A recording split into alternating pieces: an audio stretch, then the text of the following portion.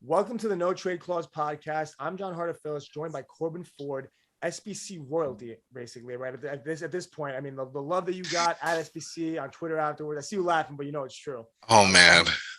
Corbin I mean, this is a bit of an inside joke, but with his mother's biscuits at SBC, with the presentation he gave with the Thunder, just really stole the show at SBC. Really honored to have him as a friend, and honored to also have him on the show to go through things a little bit. Oh wow. Thank you so much, John. I do appreciate that. Definitely. Listen, you heap too much praise. You're way too nice. It's not all that, but I definitely enjoyed my experience there and happy to be here with you as well. I mean, man, the memories of Summer League are going to stay with us forever. But you are just all over the NBA. I mean, you're on Twitter nonstop. You're really all over it, covering it and stuff, as well as having some really you really love a lot of these teams that don't get a lot of love a lot of times, like the Orlando Magic and stuff like that. So I mean, we're going to talk a little bit more about the Eastern Conference today and some of the teams that are really surging. The Magic might not be one of those teams, but I know you really follow them religiously, even though they're not one of the, they're maybe not one of those teams at the top of the standings. But they're in a pretty interesting situation with the cap, with a player like Cole Anthony still on his rookie deal that might be making a run for MIP. Who knows, right? He's making a push for that award. But also a couple other guys, right? A couple big trades last year put themselves in a position where they're a very young team, doesn't have too high of a ceiling, but I'm gonna let you take away the floor with this one because I know you have a lot of really strong takes with this young squad. Oh yeah, I'm definitely a fan of the Magic. I think with a lot of these rebuilding teams, and I mean, NBA reporters just all over. There's great coverage in terms of deep dive analysis on all of the teams, but especially the ones that are rebuilding, that are starting from scratch, that you have to kind of look at who are getting the minutes and signs of growth and development on their parts, potential players who could be, trade candidates come mid-season. There's a lot to unpack for these teams. So there's still interest there, even if there isn't necessarily a lot of curiosity in terms of the wins and the losses. And so you look at the Orlando Magic, and right now they're 3-5, they're 3-10, they're, last in the conference. In terms of offensive and defensive rating, they're toward the bottom, 27th offensive rating, 25th in defensive rating, and 28th in net rating. But they still have some very exciting pieces. I mean, you look at a guy like you just mentioned, Cole Anthony. You mentioned him being 15th pick and all of a sudden most improved player candidate for sure, not only leading the Magic in scoring and being their crunch time bucket getter, but also someone who is certainly entertaining off the court as well with his post-game interview. So you have that. You have Wendell Carter Jr., fresh off an extension, definitely putting a lot of production on his part. You have Mo Bamba, who's starting to find his way this season after injuries that kind of curtailed previous efforts for him in the past with the Magic. So that's been encouraging as well. Jalen Suggs has definitely had his bumps, but as a rookie, especially at the point guard position, usually one of the hardest for new players, that is certainly to be expected. And then you're looking at guys as well, like Franz Wagner, drafted where he was by Orlando, kind of doing a little bit of everything, basically averaging 13 points, 4 rebounds, just under 2 assists per game, but also having just over a steal and a half a game as well. So he's been impacting the game in various areas. And that's what you can say for a lot of members of this Magic team that, right now it's more the process than the results, trying to kind of navigate a successful team to where the wins start to rack up. But even with the losses, there's still encouraging things to be kind of gleaned from this. That's one thing that impresses me the most about you, Corbin, is that you can take a team as lackluster or as down bad in the standings as the Orlando Magic and make them sound like a fun team that people should be interested in and take a liking to. So that's one thing I really admire about you. But you really did lay it out for them. Like, they do have some really good pieces that might really be making some noise soon, or really might put them in a position a year, 2, 3 years down the line. Maybe a little more than that, but we'll see. What that looks like for the Magic. But one guy, right, Cole Anthony, he's the 11th, being that he's still on his rookie deal. He was picked at number 15 right outside the lottery. So that obviously takes a big hit on the amount of money you can earn right off the bat. Just not being, whether it's being a lottery pick or not being a lottery pick, makes a huge distinction on that. But he's the 11th highest paid player on the Magic, roughly $3.5 million a year. And he's already leading the team in scoring. Like, he's really the driving force of that team offensively for sure. I mean, what do you really think about his deal and maybe what that might look like for him once it expires? If he keeps this pace up, what could that look like for them? Oh man, I mean, it's certainly going to be him seeing a major upgrade in his paycheck moving forward for sure. He's definitely outperforming that so far, at least in this early going this season. Funny little bit here, he is in the top 3 in Orlando in terms of rebounding per game. This is a guy who is 6'2", averaging just under 20 points per game, just over 5 assists and 6.9 rebounds. And I had to double check just to make sure I was accurately getting that. But yeah, he's someone that on this contract right now is a steal in terms of production you're getting from him. Someone who's still trying to find his place, whether that is going to be a starting point guard or off guard, or whether he's going to bring punch off the bench as like a super sub moving forward. And on a team like the Magic right now, where it's pretty much wide open, he's still obviously going to kind of figure out his role as they kind of develop and move forward. But in terms of the contract and what he's giving you by comparison, yeah, it's barely a comparison. It's kind of night and day in terms of how much he's giving a return on investment there. Love that, right? It's awesome thinking about, I mean, a lot of people like that around the league that, right, especially with all this young talent league, there's so many rookies that are still in the rookie deal that are outperforming it, tenfold. But he's one of those guys for sure that does it in so many ways. You mentioned his rebounding, actually.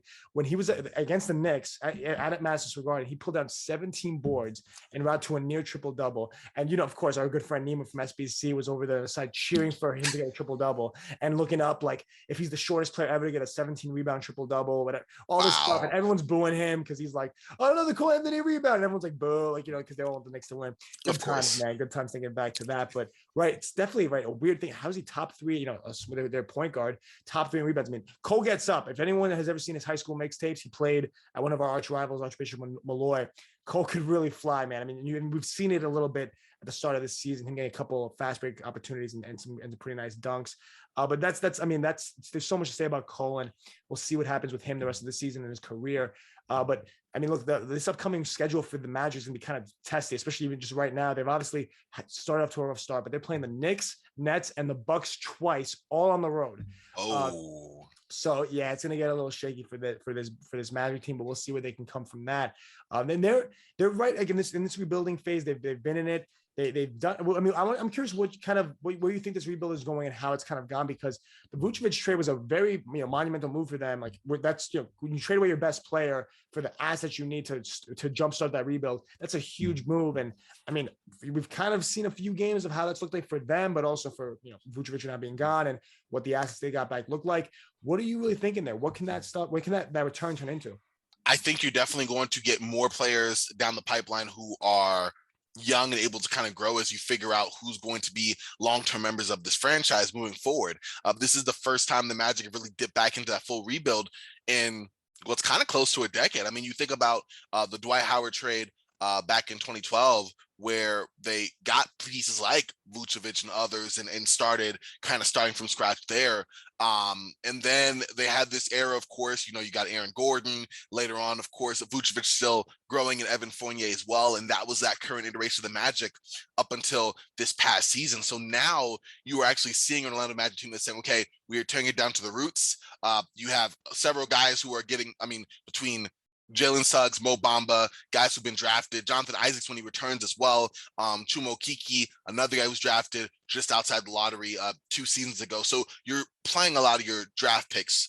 They're taking up a big part of your rotation, and you're going to have a lot more coming. I mean, you have 1 first rounder right now and then 2 seconds, but you have several others kind of building up. 2024, you have one from Chicago as top 3 protected. 2025, you have a couple, and then 2026 as well. So you're going to have players, as let's say Cole Anthony gets his extension, other players that you say, okay, are going to be here long term. Now you might have higher picks as well coming in. And then who knows whether you're able to use those to, draft and continue to add to your talent base, or, start shipping them off if your team jumps a level or 2 in contention status. And then you're able to kind of use those draft picks to reap a better player who can kind of accelerate that timeline. Man, I mean, you kind of laid out that entire rebuild process for them, but I mean, drafting is a huge part of that. You highlighted it big time. If SBC taught us anything, not just how important the draft is, but how hard it is to draft. Yes. Let's see if the Magic can do that, man. They haven't had so much. I mean, they've had a bunch of like top 5 picks in the last few years, haven't all panned out the way they wanted them to. But definitely, hopefully, maybe they can right that ship soon. And you mentioned Vucevic, right? Someone that, right, one of the better bigs in the league, right? He's been up there for quite a long time now. Always considered as someone that would put up empty stats, but now he's got a chance to show it on a team that's really, making waves like the Bulls, right? They're really up there on the standings. They're beating good teams. They're showing that they can be a real formidable threat in this Eastern Conference. Have you seen what you wanted out of him, and how does he look in Chicago? Does he look like a valuable piece to them, a team with so many weapons? Yeah, right now, Nikola is definitely finding his way. in Chicago, at least his second season, it is a different pecking order. You look back to when he was acquired last season in Chicago, it was really him and Zach LaVine and how they were going to kind of work together. Well, now, insert not only two guards in terms of Lonzo Ball and Alex Caruso, but also bring in a guy in DeMar DeRozan who's also a high shot taker. He's definitely a efficient shot maker as well, but someone who's going to take his share of shots. And that order now is all of a sudden redistributed. So you kind of have to figure out where your place is. And that's what Vucevic is trying to do here. It doesn't help right now that his shot is kind of went awry. He's shooting just 44% from 2-point range, just 29% from three, and not for lack of trying. He's taking 4 attempts per night. So there's definitely something there. You think when that jump shot comes back around, that he's going to definitely raise his level of play. He's already averaging a double-double with Chicago right now, 13 points, 10 rebounds. He is currently out just for this next stretch of games under COVID protocol. But right now, just sitting third in Chicago scoring, but definitely one of their leading board men and someone that you expect to rise several levels once that stroke kind of finds its way again.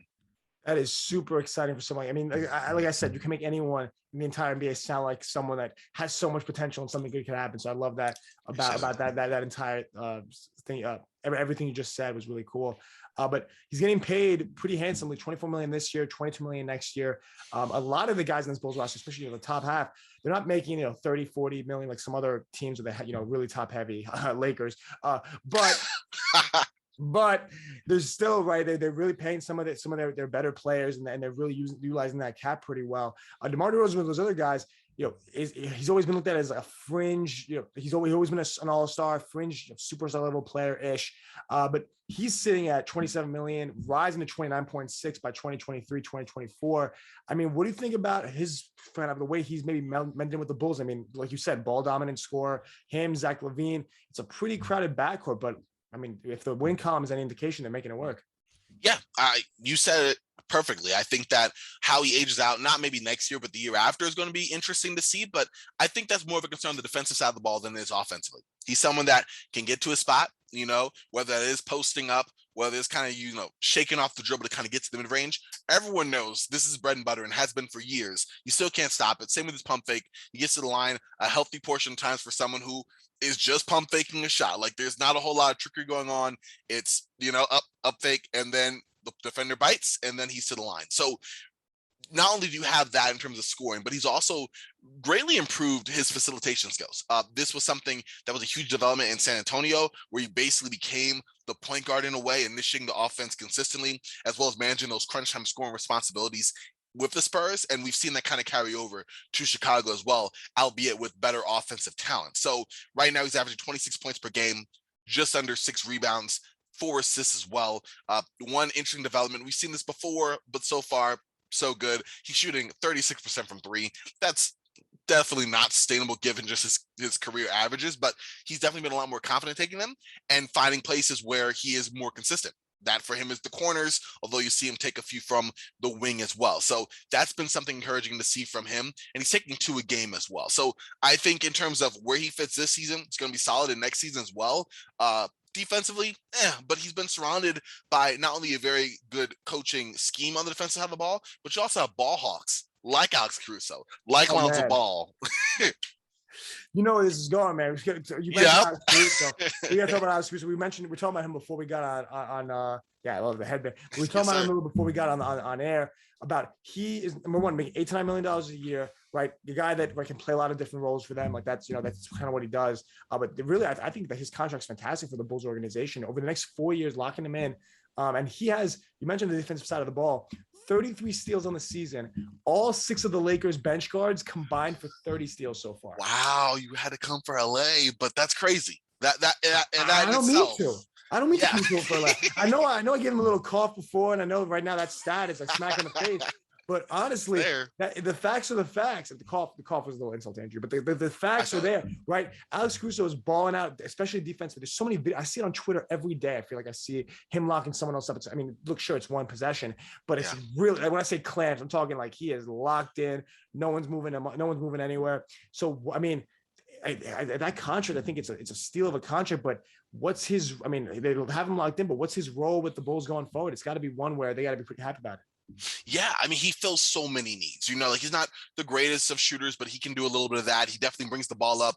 Definitely not like a go-to playmaker, but someone again who can get the Bulls at least into their offense. Defensively, you see his value on ball. You see him not back down from any matchup. He's an adequate deterrent across multiple positions as well, and so he brings that. He's really just this highly talented glue guy in the sense that he can just kind of fit around the Bulls' needs. And when you have him and the other four Bulls starters, so far he's been starting in place of Nikola Vucevic. Well, not starting at center, but starting in the starting lineup. The Bulls have just been off to the races. He does just so much for them and is able to just kind of fill in the spots. It's almost like, this is a horrible analogy, but like, okay, peanut butter. It just works. Like, you tell me something where peanut butter doesn't work, it's not there. And that's what I think Alex Caruso is. It just works together. You could sell me on literally any combination. I'd be like, but okay. And that's Alex Caruso. And it's just great to see him make a significant impact on a team outside of LA, where I think he had a lot of negative, well, not negative press, but a lot of flack for it being the Lakers and everything there. And no, like, the qualities that Caruso provides, those are just transcendent and they follow him. I cannot believe you just compared Alex Caruso to peanut butter. That is an all-time great quote. That beats out everything, because, and I mean, look, it works. It just works. It works with everything. It works. I love that. That is all-time great. That's such a. I'm never gonna forget that. I think I'm gonna just always look at Alex Caruso and think of Jiffy's or whatever the peanut butter is. So, wow, that's gonna stick with me for a while. But I mean, look, defensively, we spoke about them and Caruso and this entire Bulls team, what they're doing, and that's why they're in the position that they're in. There's some other teams. I mean, one player in particular, we're talking about the Cleveland Cavaliers, that was known for his defense in college. Everyone didn't know how he'd adjust offensively to the next level. Evan Mobley's arrived. He's got okay. Evan Mobley's the real deal, right? That's what he's looking like so far. Everyone knew his best talent on defense. He was a transcendent defensive player, but the offense is the game is at least polished at worst. Like it's there. So what do you think about a guy like him? We were talking about defense before with Alex Caruso, but Mobley's shutting down guards. I mean, it's kind of similar to Caruso is. He's doing that at 7 feet out on the perimeter. It's crazy. Yes, there's been. I mean, shout out to other SBC alums. Mark Schindler wrote a tremendous article on Evan Mobley's defense and his fit with Jared Allen. Also, shout out again to another SBC alum, Garrett Bouguet, who also focused extensively on Evan Mobley and his defensive just ability and the way he's been able to impact this Cleveland Cavalier roster. But you can see it, like you said, it was one of those skills that his length, his ability to shadow guards and do it in such a way that he can just smother them, just with how long he is and his great use of his arms in terms of picking passing lanes and being able to turn around the rim and forming a pretty fearsome defensive lineup around the basket when it comes to him and Allen. You don't want to go to the basket against those guys. Like, that's not something I see a lot of people have interest into. And if they do, 1 or 2 blocks, I usually have them reconsidering. Maybe I'll do a floater, maybe do a little pull-up. It depends. But like, you have these two trees, and focusing on Evan Mobley, his ability to come in and definitely kind of raise the level of the Cavaliers defense. If you look at that huge comeback win over the Celtics, like, they just kind of swallowed up the court and said, no more baskets. And like, that is not something the Cavs have had the ability to do in many years. I mean, this is even dating back to like the latter years of LeBron. That wasn't a component of their team that they were able to bring to the table. So just for that alone, Evan Mobley has been just tremendously impactful for the positive results we've seen from the Cavaliers. Not to mention, he is giving you 15 points a game. He is giving just under 8 rebounds a game. He's still finding his way on the offensive side. He's making amazing passes. He's averaging 2.3 assists, but like, those raw numbers don't do anything to kind of give light on the way that he's able to move the ball. And there's just so many just great facets of his game that are only yet to be further developed and further fleshed out. This isn't his final form, and that's kind of exciting to see. Man, that Final Four is scary to me. It's scary to the league. We'll see what happens with him. And so many physical tools there at his disposal. But absolutely, when we're talking so glowingly about this, promising young Cavs big, the Cavs have a lot of bigs on their roster. Something I was never really too concerned about. That's why I need to ask you what you think about that, because whether it's Jared Allen, who's being paid $100 million over the next 5 years, you have Kevin Love, you have Lauri Markkanen, who's also getting paid in like in the high teens. Like, what does that look like for them when they're showing Kevin Love? I mean, I don't even want to mention how much his contract is, but you're allocating so much money towards these great bigs, and you have Evan Mobley on the team. Obviously, right? They want the Cavs wanted him. He was the number one player in the draft for them. They got their guy, and they're taking they're right benefiting from it right now as we speak. But at the same time, what do you think that how is that roster going to shape up to where it makes sense? Yeah, that is kind of the big question. That's the elephant in the room there, because you do have Kevin Love under contract for a couple more years here, and whether or not he is about can to come mid-season. So far, it seems like this is where he's going to be, and so you're going to have to keep him on the roster. He's averaging 9 and 7, but like still play 7 games. The point being, he's going to be there, right? Jared Allen, I have liked his fit with Evan Mobley, and so you're right. You did give him that big contract, but so far, I don't think that he is by any stretch kind of underperforming there. You know, a lot of money in general, but he's been a very good player for Cleveland, and the real reason why the defense has been what it has been. Larry Markkanen's interesting because, like, I don't know, like Cleveland wanted him. It feels like Cleveland traded for him. Like he was their 3. I don't know. Like it's confusing, and you would think that a trade like is going to happen to kind of clear up the logjam, because Markin is not a 3, and you're not paying him the money you're paying him to be a backup 4 and 5. Like that's just not what it's going to be. At the same time, they literally just acquired him like this past offseason. So you have to think that at least for the next year, maybe into the year after, like he's going to be a part of this Cavs roster. So I feel they're kind of stuck, barring Kevin Love buyout come mid-season. You know, Allen staying, Markkanen staying, and so far it appears that Love will be as well. I mean, this Cavs team is exciting. I mean, even with all the problems you just highlighted, they got something special cooking over there. We'll see what happens with them soon. One guy I want to highlight, because we're talking about right the logjam at center, but they even have some pretty good depth. I mean, I look at it as a strength at the point guard spot. You have Ricky Rubio, I think hands down the best backup point guard in the league, getting paid like a starter, and again in the high teens. But I mean, what do you think about him? I mean, I saw it firsthand. I mean, he torched us, but just all season long, he's putting on a clinic of how to be a great backup point guard. Yeah, I mean, this is what Rubio's done, you know, for the past Cleveland. We saw it in Phoenix a little bit. We saw it in Utah. Well, Utah he's more starting, but being a quality just guard, you know, getting you to your offense. Minnesota, he was helpful as well in their development. I'm saying someone who can definitely come in, you know, restore order on offense or run an adequate offense and continue to keep young guys afloat. We've seen what he's done in the absence of Colin Sexton, who's been injured, and the way he's been able to perform, knocking down 8 threes, crazy performance against the Knicks, but in general, averaging 13 points and just under 7 assists, shooting 37% from 3 on a robust 5 attempts a game. Like he's definitely been one of their better players, and a big reason why they have the winning percentage they do right now. So we're about to transition. I mean, I love this. I love what we're talking about now with the Cavaliers. I mean, just really an exciting team. And I have all the one we've been talking about some exciting teams, but the Cavs team are just have this special youth to them and the special flair and swagger, and it's really cool watching them. But when thinking about the Cavs or thinking about just in general, or thinking about LeBron, let me say, when thinking about these teams, right, I hate to rag on the Lakers or to throw a shot at Cleveland just after we finish talking about them, but the Wizards and the trade they made with the Lakers, I mean, Kyle Kuzma took a serious shot at the city of Cleveland, and kind of, I mean, with how well he's been playing kind of at the Lakers too, when he said, when Cleveland, they made a post saying that he won a championship, it said Kyle Kuzma, LeBron won him a championship, something along those lines. And he responded with, oh, I have something in common with Cleveland. So double shot right there. Took a shot at LeBron a little bit with like the fact that like people are like comparing the two, and he took a shot at Cleveland. And we're about to talk about kind of the intersection both of them now with the Wizards and Kuzma, but of course the Lakers and the Cavs. Kuzma's getting paid $13 million a year for the next 3 years. KCP is getting paid around the same for the next 2, and Montrezl Harrell $9.7K for this last year of his deal. I mean, these 3 guys can play, dude, and the Wizards are really showing it, because as a team, these guys are really getting the best out of themselves. And I don't want to say it, but with the way the standings look, it looks like the Wizards won the trade. Yeah, so far, I mean, I think that at best this would have been a win-win. I think Russ has definitely had an up and down season in LA.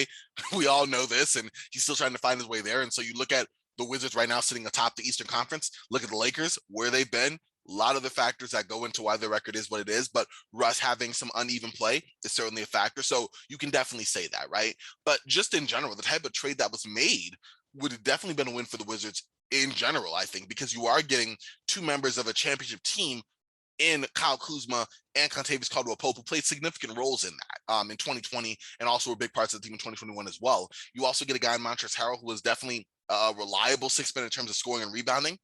as well. And then you clear up the space to also sign Spencer Dinwiddie. So you're basically getting 4 players for one guy in Russell Westbrook, who, while really good for Washington, well, particularly in the second half of the season, but definitely kind of propelling them into the playoffs, is just one guy. And because so much money was going to Westbrook, I mean, that contract, we can say it again, it's kind of ridiculous, but in terms of how much he was making, kind of took away from any flexibility that Washington had. They literally had no wiggle room going into the offseason. And all of a sudden you go from that to literally 4 quality rotation players, and they've all been performing. Montrezl Harrell is second on the team in scoring.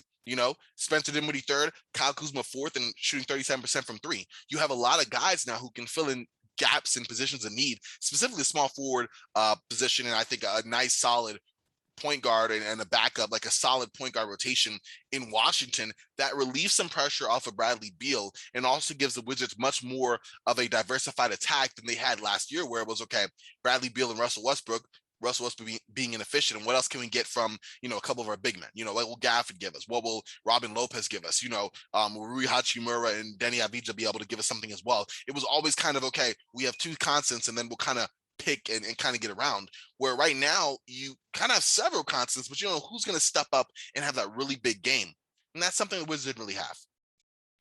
If they can get to the point where that's the biggest question mark, like I think people talk about people would talk about that a lot with the Warriors. Would be, well, who takes the last shot? It's like whoever's open. Like when you have such a good team, right? It's moving so well.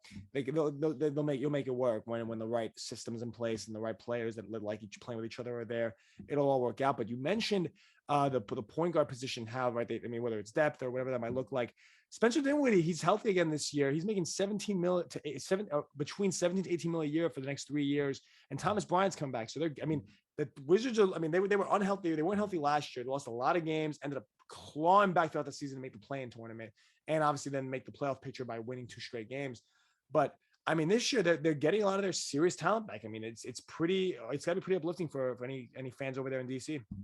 Absolutely. And, definitely the Wizards fans who have been long suffering, who have been, you're cheering for the Wizards with John Wall and Bradley Beal. Then you turn around, weren't the biggest maybe fans of Russell Westbrook coming over. All of a sudden, the biggest Russell Westbrook fans, him and Bradley Beal. Now you switch it around, and now not only do you have a team that is yet another adjustment, but probably for the better.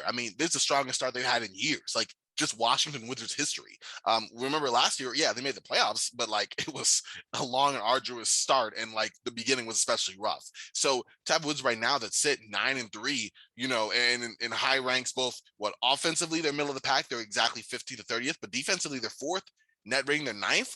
This is solid squad, and yeah, you as a Wizards fan, you have to be excited to see where they are, and yeah, even if you don't expect them to be in first all year long, that's fine. They've definitely proven they're going to be the upper echelon of the Eastern Conference, and a team that's going to be scrappy and at worst give some championship contending teams something to think about for sure.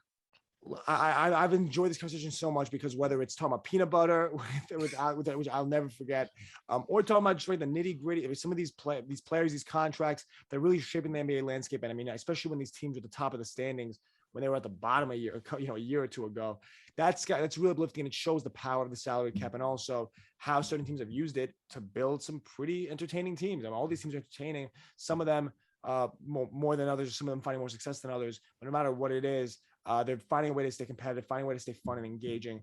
And look, the 2 of us are going to watch no matter what, because we love the game so much, but also because the product on the floor is just so entertaining and so engaging for us both, no matter what. So Corban, I really want to appreciate you for coming on at the drop. I had the last second to record this show. You're the man for that. I really appreciate it. And this was a great episode. We spoke a lot. I learned a lot just from you and just in general going back and forth. But look, it's going to be, I'm going to see you in virtually in a little bit for Jam Academy through SBC. So that's going to be some fun, man. I'm looking forward to it. Yes, sir. Definitely will be. Thank you again for having me on, John. This was a fun time, as it always is, and I definitely appreciate having an opportunity to chat ball with you. Like you said, we both love this game, and we'll be talking real soon.